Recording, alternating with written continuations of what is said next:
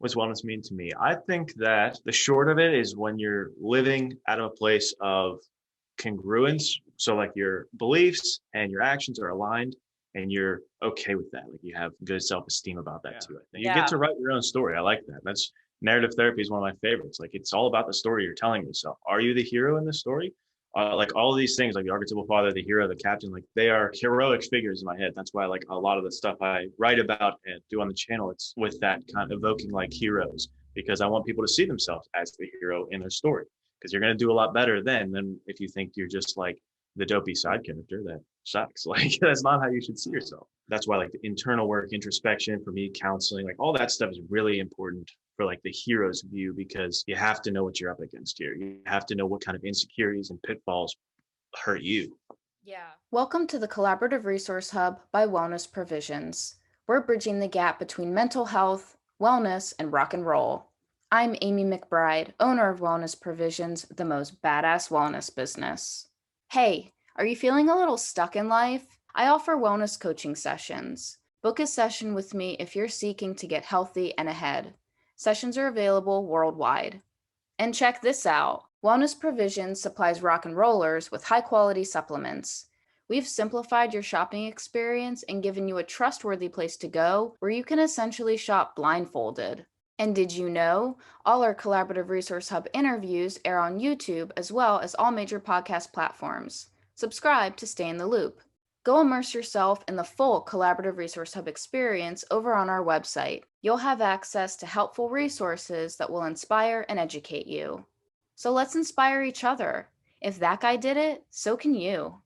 Last but not least, my legal disclaimer. Nothing in this interview or the Collaborative Resource Hub substitutes medical advice.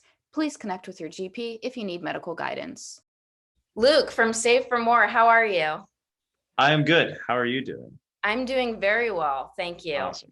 So I'm excited to have you on here because for anyone who is not hip to you and us, you were one of my very first guests when I started this podcast back in January 2021.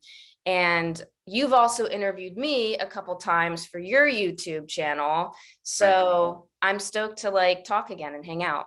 Yeah, it's awesome. You're definitely like one of the first connections I ever made when I got on Instagram. And I was like lucky enough to come across your page. And I was thrilled when you said you would let me interview you and thrilled when you wanted to interview me. So it's been awesome. That's why social media, as negative as it is, definitely some positives because this is one of them. Exactly. And that's true. I mean, well, and I mean, like, yeah, I'll even just riff on that is like social media, broadly speaking, I hate it, but really, truly, it's actually wonderful. Like if you can like handpick what you put in front of you and really, I mean, I've connected with so many incredible people. It's a gift, really. It's awesome.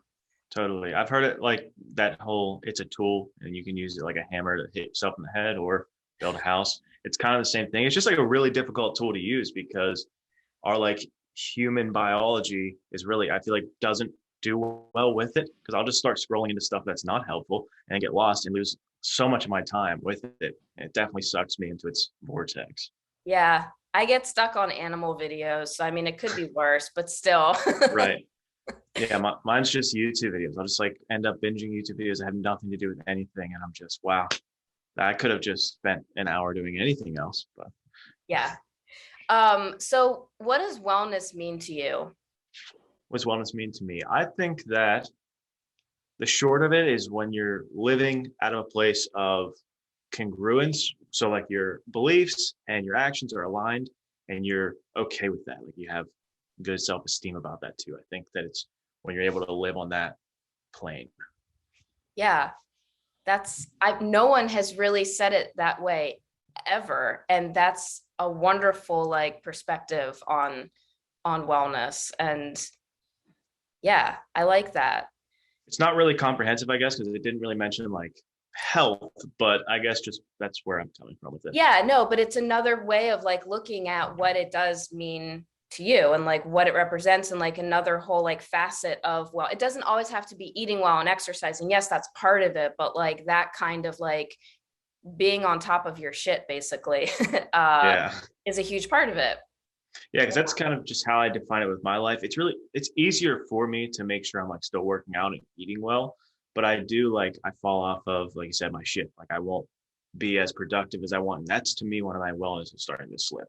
And those secondary things like working out will start to slip eventually, but it's not the first usually for me. That Ex- stuff kind of is easier for me to stick to. Is like the diets and the Yeah, fitness. yeah.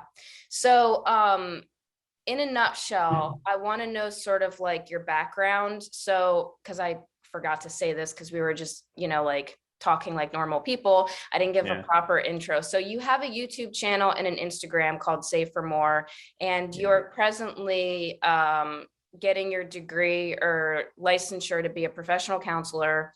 You're also a writer, and you're just like super smart. And I think you have like, I love your perspective on things. Okay. So, that's who thank you. you are. How did you arrive at that in a nutshell? I appreciate that. I don't see myself as smart, and that's where like this kind of all began. Was I saw myself as like our idiot brother. I have three sisters who I thought were all smarter than me, and I grew up just feeling really stupid, like I had not a lot to offer, and that developed in high school happened, and relationships and breakups, and my self esteem just like crumbled throughout the years, and I got to the point where it was like suicidal ideations, and then I didn't go through it. I got help, and I reached out to friends and got counseling, and so that's when like the idea of being saved for more came, where initially I had this heart condition. So I was saved then for more because they said I was going to have less than 1% chance of survival.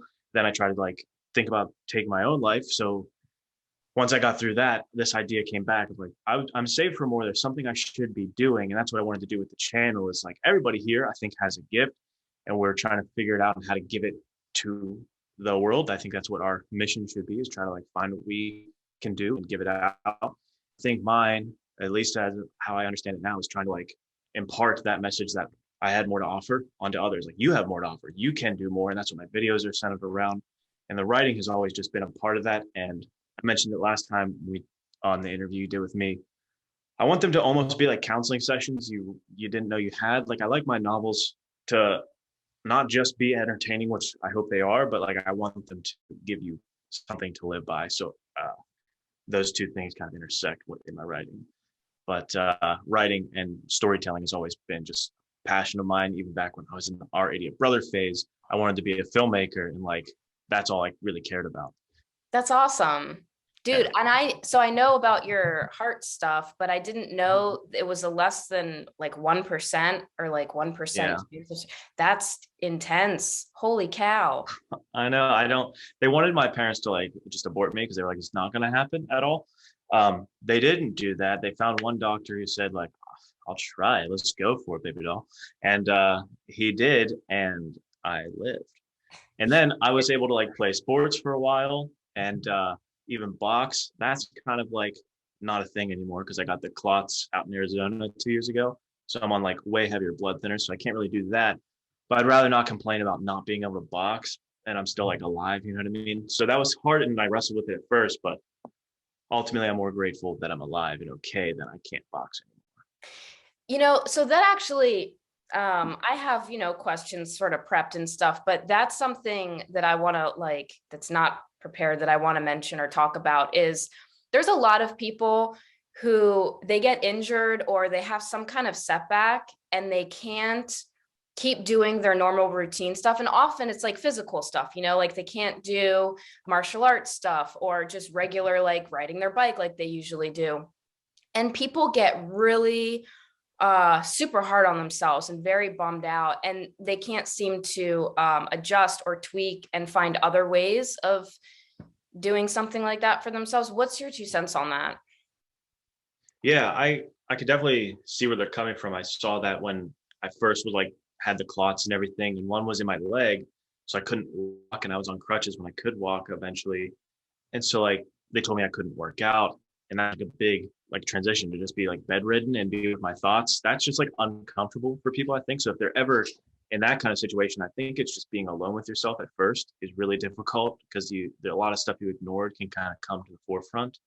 And once, like you're saying, if someone has to make that transition, you see it in like they've been talking about in military or professional athletes. Like when people have to make transitions out of what their identity's been based in, it's like a very difficult thing, but it sounds in a different realm. Like I'm not a professional athlete, I'm not in the military, so like it's just an injury. So people don't take it as seriously, I guess, that they should make that consideration that a part of their identity was just taken.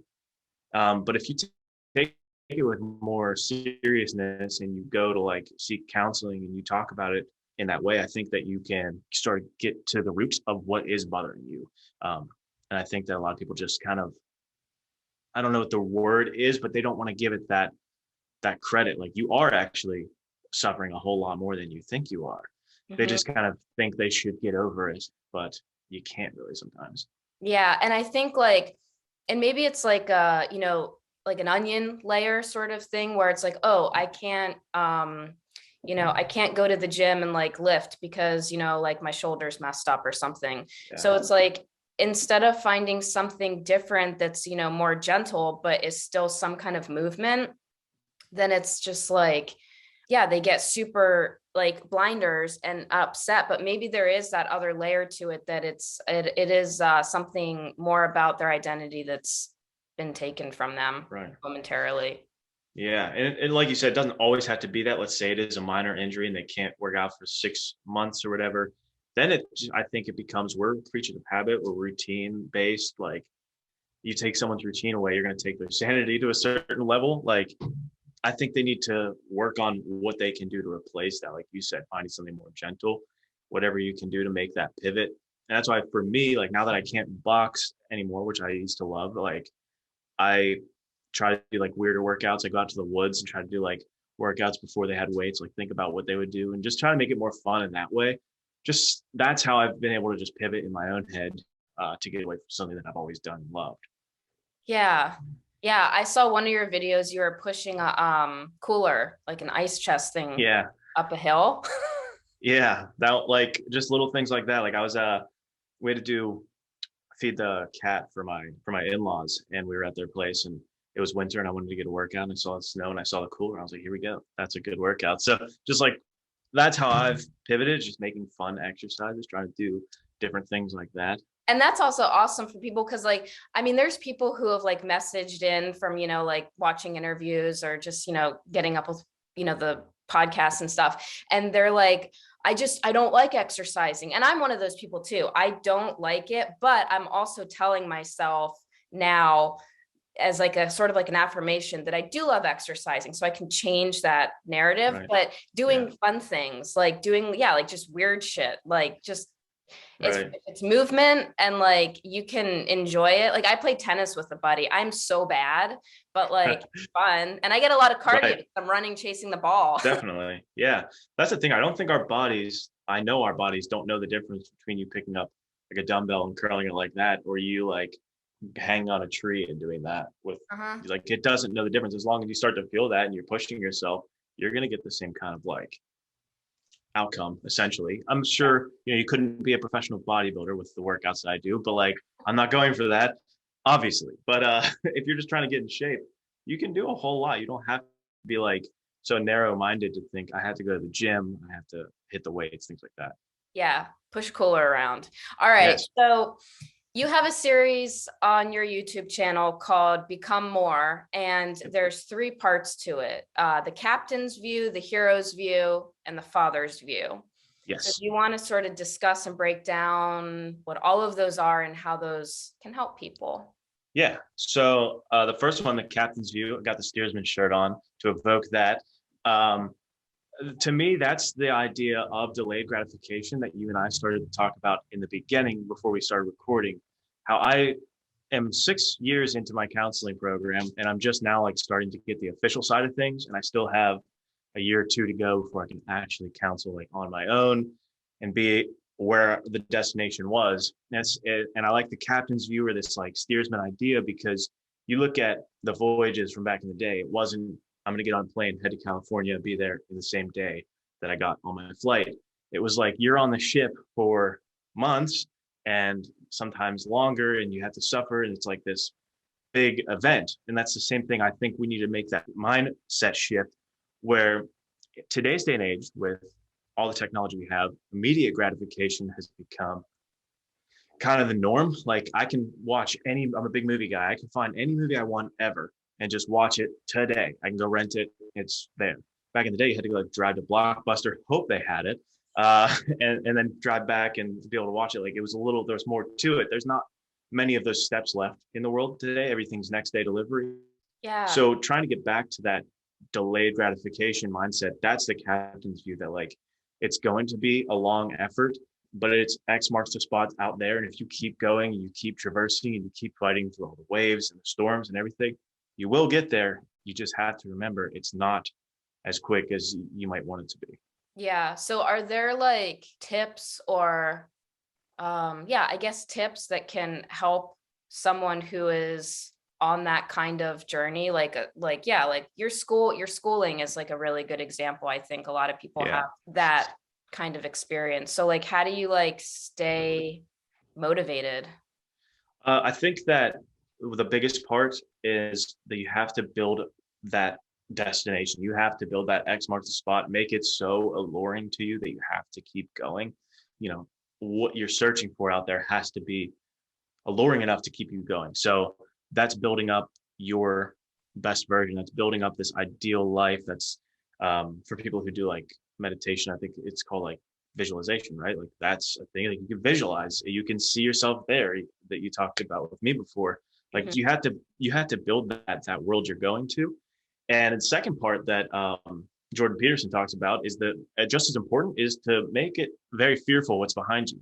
Like make that terrifying going back. So look at the worst version. What happens if I don't do this? So like for me, like if I just dropped out of school, like just ideas of like not being able to pay rent and like having to live in people's basements and like make it not fun. Mhm. So you want to keep going forward. Those two are like the biggest things for me was making that desired outcome more desirable and making failure look awful. Yeah, that's actually again, like to articulate it that way of yeah, looking back and being like, I never want to be in that place again. I can't return to that, or whatever that looks like. That's true. That's motivating. So if you start to get like down or spiral, like this is taking too long, or what am I even doing anymore? You just check yourself with looking ahead in the rearview mirror. Yeah. Yeah.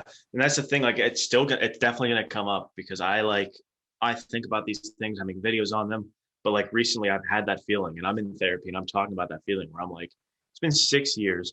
I'm nowhere different technically. I'm still in school. Like I hate this feeling of just like, am I spinning my wheels? And it's just you have to remind yourself you're not really spinning your wheels. It's just not instant. It's very delayed and you're building there slowly but surely. It's like you climbing a rope and you're looking up and you don't even know how much more is left. You're looking down, you don't know how much, you don't know what you're looking at. You don't want to let go and, you know, die. And you don't want like, you feel too tired to keep going up, but you're just stuck in this ambiguous stage. Hello, that's me right now. And that's a lot of people, I think, when you're just like, is this worth it?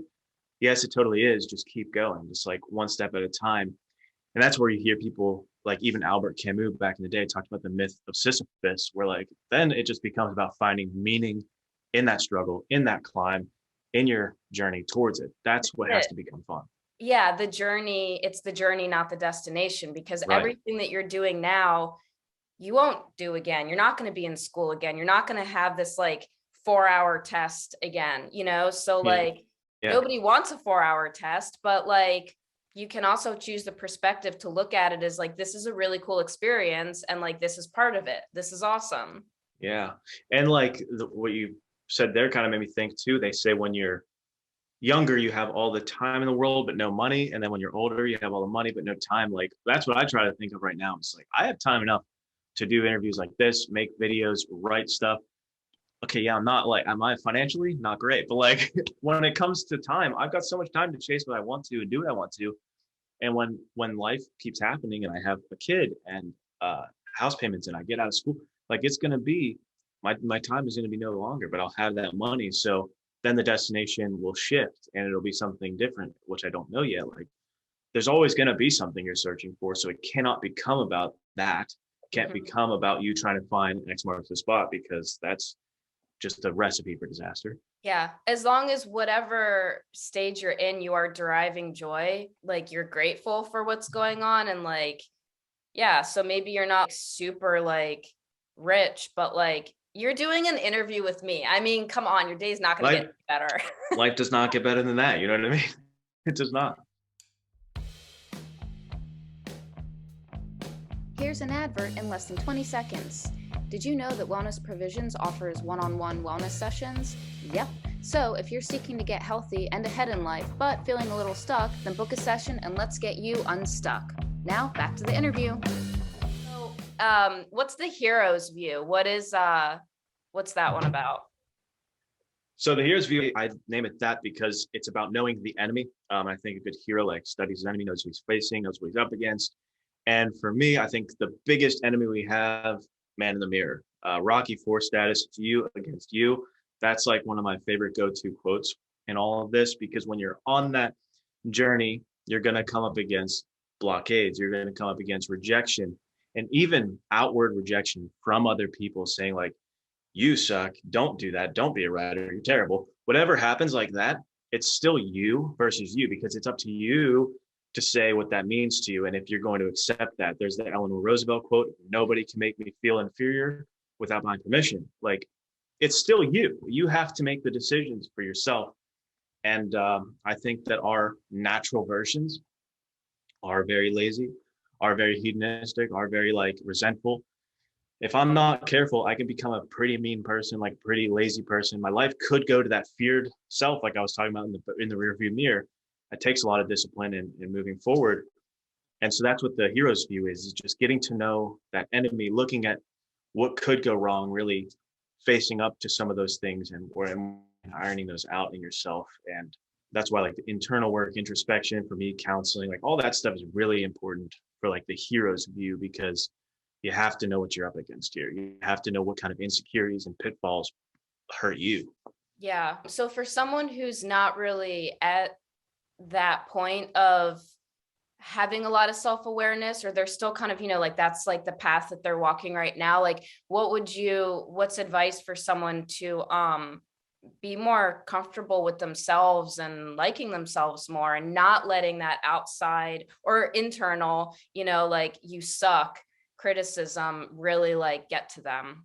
Yeah, I think there's like two things that come to my head there. One is something I bring up a lot. It's a rational emotive behavioral therapy technique called the ABCs, where A is the event that happened. It's the activating incident. It's you saying, hey, you're the worst writer I've ever seen. You suck. Get away from me.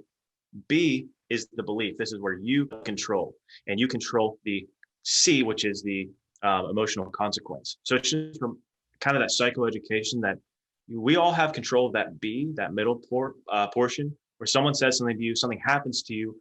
Just remember that you can change the thought, and just knowing that, I feel like, is empowering, and you can start to play with that. Even if you don't believe it at first, you can change the script of what that means to you to change that emotional consequence. Like, oh, this person doesn't think I'm a good writer. Well, I'm going to keep improving my craft. And that's going to lead to the emotional consequence of me feeling empowered to keep moving forward and better myself.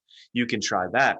And another thing that really, I think just a lot more people should try is journaling and not thinking about it so much. Like, journaling does not have to be anything. It's just paper and pencil, or your own like thoughts. You don't have to write it down. You could just like think about it or say it out loud. I think people kind of like put so many rules on journaling and think so deeply about it. But like, if you could just start writing things or talking things out in your head, it's like in therapy, we're just a mirror holding a mirror up to yourself. Like, you can do it yourself. You can be that mirror for yourself in the piece of paper or just out loud. And so just start writing, and don't worry so much about the rules or am I doing this right? Of course, like you're doing it right if you're doing it. Yeah. Yeah. When because I do like the wellness coaching stuff, and there's clients that I work with that I have them do journaling. And when I kind of give them their like task sheet or whatever, and I mentioned the journaling stuff, however it applies to them, I say like, just don't judge yourself, just stream of consciousness, just start writing, just go. And you don't have to. The other thing is like, it's not like you're going to reread it. Sometimes that can be useful in itself if you want to look back and see how you've grown or whatever, but like, it's just get it out of your head. Like you Right. said, whatever method. I type, I just, cause it's faster, and I'm Yeah. like not into like writing in notebooks anymore. I just type Mhm. just to get it out. Right. Yeah, anything like you said to get it out of the brain, because one of my favorite like images for counseling is where it has like that giant knot of rope knotted up in their head, and then as they're talking, it like gets sewed out and it becomes straight lines. Like that's what's happening when you leave it all in your head. It just kind of bunches up and crams itself together. It looks all disturbing. But like when you start to get it all out and you can sort of straighten it out, like you said, it'll just free up your mind. It'll get things out of there, and it won't be so cramped and chaotic in your head anymore. You'll be able to think more freely and see more clearly. Yeah, that's a good visual for that. I like that. And Another this, visual. Oh, sorry. Go ahead. no, go. I was just gonna say another visual just to add on to that. Like one of my favorite visuals on depression is the bug in the cup. If you've ever heard that one, it's like a person who is depressed and on the verge of suicide is like a bug in a cup, where you drop this bug in a cup and they're looking all around them, and it's just like there's nowhere to go. They don't realize that like over top of the cup there's a whole world out here. So it takes one person or one idea or one thought to just say, actually, outside of this cup, there's a whole other world out there. So just I don't know why it made me think of that, but that's a good visual too. That's also awesome. I like that. Yeah, what I was going to say was in the first sort of like example of how someone can kind of redirect and not absorb negative thoughts is so the B, where it's like up to you how you want to accept it or not. That just Yeah. takes practice, right? I mean, Right. just it's enough times of having the intention that like this is something you're working on and it just takes time, right? Yeah. And that's I don't know which therapy modality says this, but like it's that awareness is key. I forget who said that, but like awareness is key is essentially that first part. Um, just to know that you do have that control. And as you said, the more you practice that, the more it becomes natural, the more you can actually accept it. At first, it might feel very forced. It might feel like you just made that up. That's not real. Like, because someone did just write it, but it's true. Like, our brains are weird like that. We're full of like semantics. Like, you say something a different way. It's a counseling technique, reframing that helps. It helps people for whatever reason. It does. So you might be cynical with it at first. You might think it's not helpful at first. It might take practice, but eventually it's going to become second nature to have something come in. You filter it really quickly through your ABC, and you just go, oh, okay, well, I'm going to think about that this way, and then you go from there. Yeah. And everything, I mean, everything starts in the mind before it's like a physical reality. So Yeah. this is like the control center for Right. life. Right. Yeah. It's like a lot of power up there with how you think, because it's going to control your behaviors, which will interact with the world and make outcomes change. Like it Yeah. really does matter. Your self-talk matters, like your headspace matters. Yeah. Father's view. Go. Okay. So the father's view is sort of like picking up from where the hero's view left off and trying to get clarity of thought. It's sort of that the archetypal father is somebody who's like ahead of you in the game. Like they see things that you don't see. The example that I like to start with to lead into this idea is like, let's say I'm a kid and I'm running into like the candy store or whatever, and I pull the door open and I run in, and there's like an older lady behind me, and I don't hold the door, and it just like hits her. And my dad, like the archetypal father, will hold the door for the older lady, come in, and the first thing he's going to do is talk to me and say, like, you should have held that door. So the archetypal father is like you just taking control of your life and starting to live with intentionality. It's like the intentional living piece. It's the idea that says, this is a standard that I want to live to. This is who I want to be. And at some point, we all have to like be our own daddy, essentially. Like we have to pull ourselves up to where we want to be. We have to keep ourselves disciplined. We have to make those rules. So the father's view for me is just about intentional living. It's about figuring out what that ideal, what that archetypal father is to you, like who you want to be, what is the best version of you, and starting to develop that voice to do that for yourself. To when you do something that's the equivalent of like not holding the door for someone, when you miss your own mark, being able to call yourself out. But another like important like modifier on this is that you have to be careful of the voice you use with that, because if you're just like so hard on yourself and you're like an abusive father, essentially emotionally abusive to yourself, that's not helpful. That's just like giving yourself shoulds and musts that you can't live up to, and you're going to make yourself feel worse about yourself. But if you can give yourself a gentle caregiver that wants to see the best in you, And that's the internal voice you're using. That's what's going to be more uplifting. That's what's going to lead you to greater success. It's Yeah. very important to also think about the voice you're taking along with you. Yeah. So you want to have integrity, hold yourself accountable, and then be a kind, compassionate, forgiving mother, father, whatever, right? So how, like, Right. Yeah. if someone is struggling to again, I mean, it's the self-talk and it's the you versus you. So if someone is struggling to really like be kind to themselves, what do you got? If you're struggling to be kind with yourself, I think that it's just practice at that point, that you need to start catching yourself when you're harsh on yourself, when you use degrading words essentially to yourself, you start to break yourself down, start catching it, and then literally retry and like saying it a different way. Be gentle with yourself. So like when you miss your flight or something, that's the first thing that's coming to my head. Like, don't be like, obviously you missed the flight. You're an idiot. You suck. This always happens. You're a piece of shit. You can change that and say, okay, things happen. I had this and that go on. I missed my flight. That's okay. Next time I'll do better. You can just literally retry. If your first thing is to yell at yourself, just start over and do it again, Yeah, because and you're that not is, going to be perfect with it. yeah, and that's important. Like, even like in the past, I've had really bad anger control issues, and Yeah. so I know sometimes like my first response to something is like anger, like I want to throw my phone across the room, but like I can catch that and then I start over. And so Yeah. like that's also like massive growth, the being able to even have the awareness to catch something and then give yourself that second opportunity. That's Yeah. huge. Right. And have you ever heard of like thought stopping? Did they bring that up with anger? Like it's something you could do with anger or being negative yourself or any thought that you don't really want in your head. It's this idea of thought stopping where you legitimately just picture a stop sign flying up in your head. Just picture that mental stop sign. And that's your sign to like, okay, we're going again. We're gonna try again with how we said that. So thought stopping, something that is helpful if you are really struggling to like get that positive self-talk and you're saying negative things about yourself, just picture that stop sign and say, whoa, take a step back, try that again. Ah, I like that too. My brain really likes having like visuals. Yeah. There's a interview I did with someone. Oh my God, I don't remember who it was.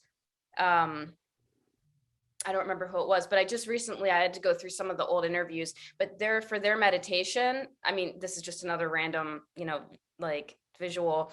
Yeah. Um, he meditates picturing just following a rope, holding a rope, and that's it. Like that's all he's focused on is that rope. And so like Hmm. I was like, that's a really good idea too. Yeah. Yeah. Keep you like focused on one thing. Yeah. Yeah. Yeah. That's the thing. Our minds, when you picture things, like it's a really powerful tool. So picture you holding up that stop sign saying start over and start to get that father voice or that mother voice that's a little more gentle on you and like wants to see the best in you. Because if not, like you have to think about who you're carrying yourself around the world. Like, do you want to be with somebody who's constantly like mean to you and essentially like bullying you and is nagging on you, or do you want somebody who can say like, I see more in you, I see a potential in you, let's get there? I feel like that's very important. And like one of the most important parts about the other two that I talk about is building that like code that you want to live by.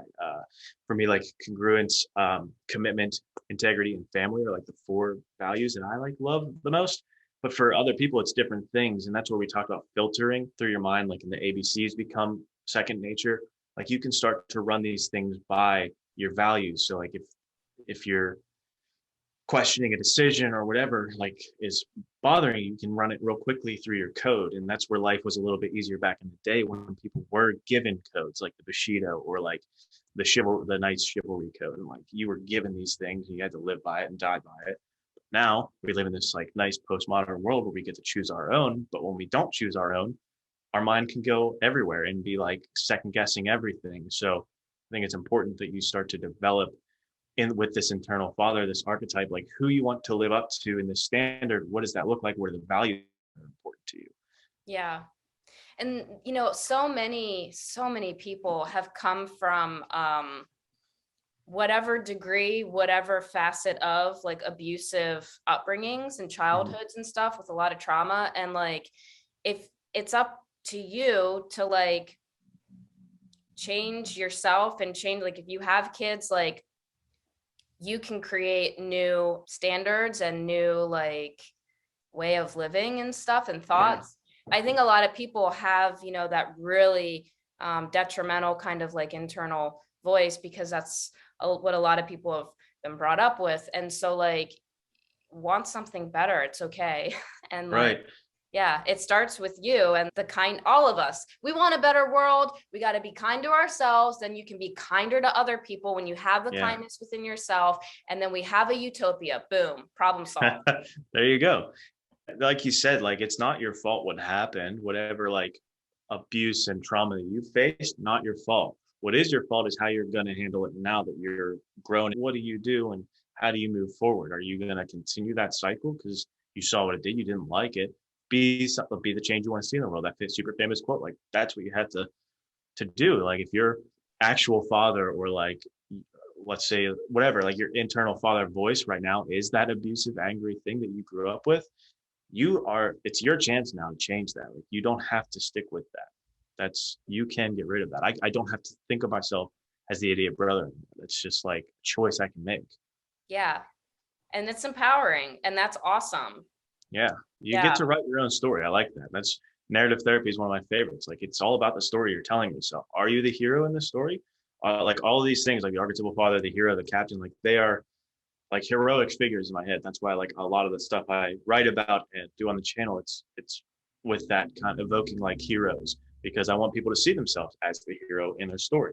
Because you're gonna do a lot better then than if you think you're just like the dopey side character that sucks. Like that's not how you should see yourself.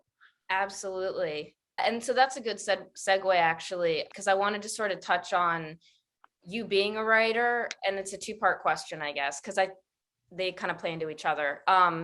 How do you stay focused and organized with your Mhm. writing and staying on track?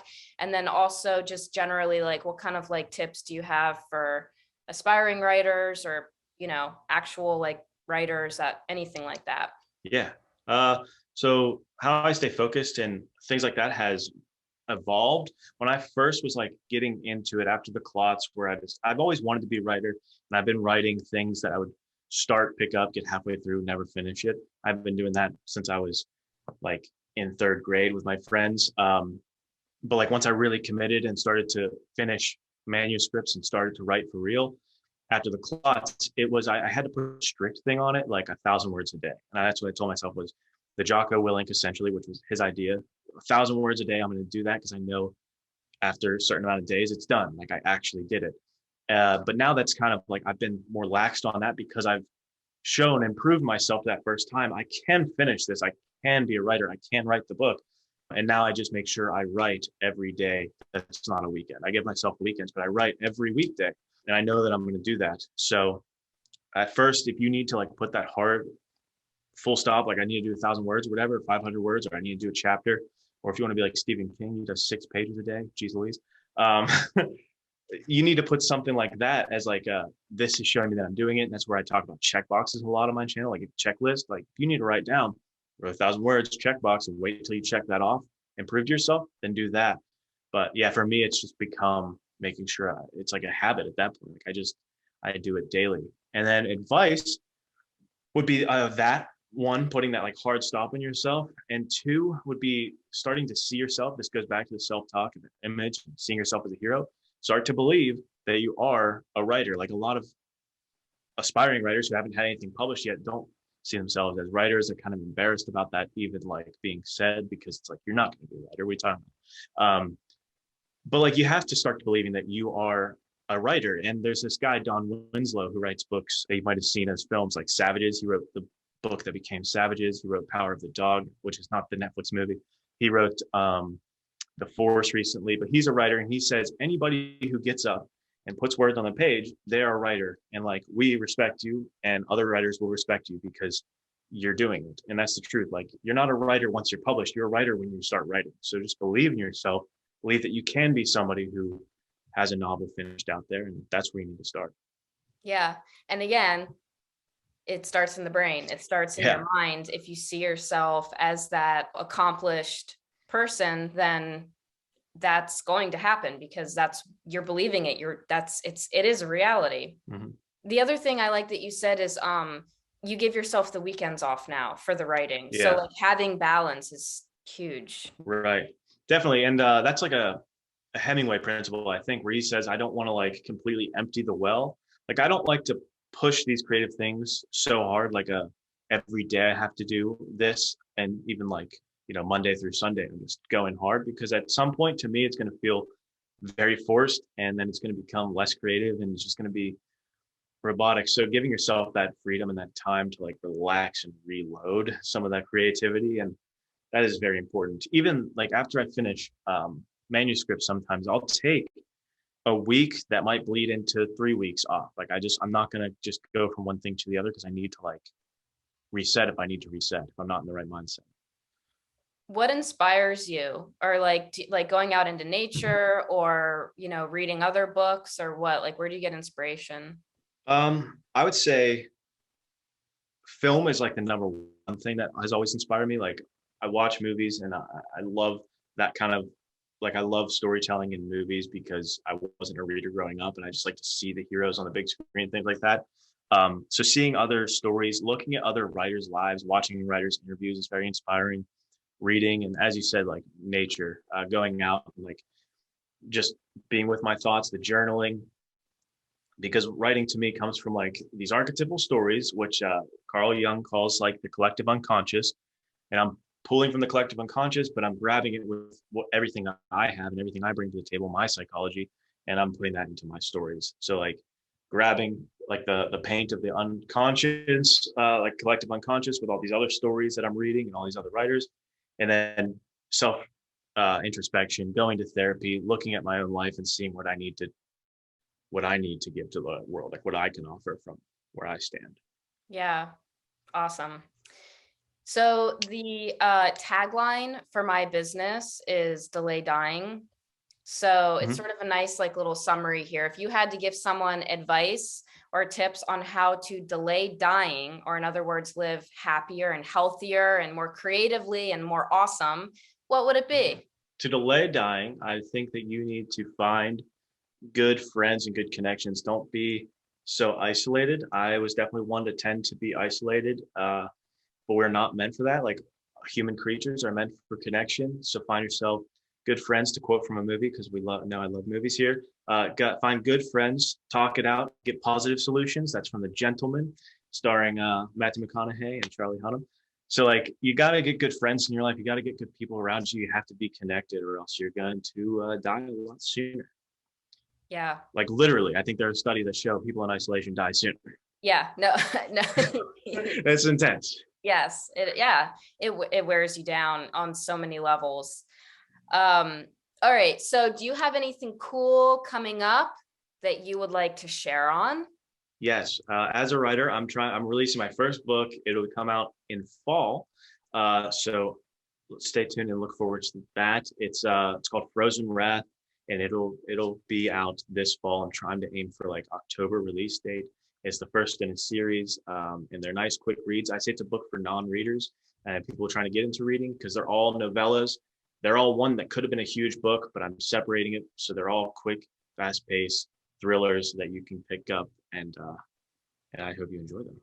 Is it going to be like print as well as digital, or what? Yeah, I'm gonna try. I'm doing print. I'm doing digital. I might do an audiobook. I'm not sure. Maybe not at first, but it'll be print and ebook, and yeah, it'll come out this fall. It's about an ex motorcycle gang member who inadvertently starts a war with his ex compatriots when he goes looking for a missing boy.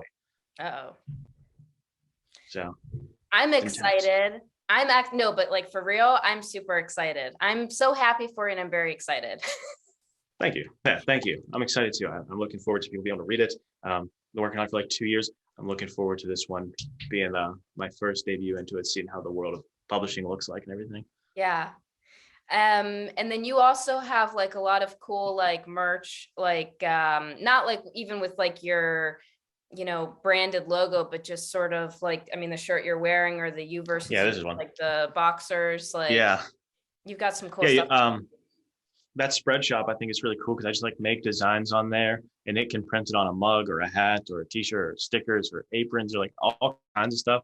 I find that super cool. And I didn't, like you said, I didn't want to make it like all say for more, just for me. Like I'm not trying to self promote myself. I just want to make cool shirts and things that will remind you. Like this one helps me remind, like captain's view. You know what I mean? Like be the steersman, put yourself back on course to where you want to go. So yeah, you can check those out. They're all linked in every one of my videos on YouTube to that spread shop where you can pick up any design on any shirts. You can. What I like too is you can like customize it. If you want to shrink this and put it up here, you can do that on that website, which is Oh, cool. that's cool. That's interesting.